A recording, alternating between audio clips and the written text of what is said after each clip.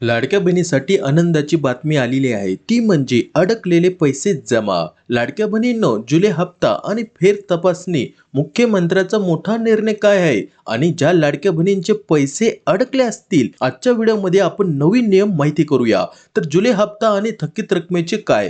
3,000 रुपये तर एकत्र मिळणार. जुलै आणि ऑगस्टचे तर पात्र महिलांना आज खात्यामध्ये जमा होणार. आणि सगळ्यात महत्त्वाची गोष्ट ती म्हणजे रक्षाबंधन भेट, थकीत हप्ते आणि विशेष आर्थिक मदत डीबीटी द्वारे लाडक्या बहिणींच्या खात्यामध्ये जमा होणार आहे.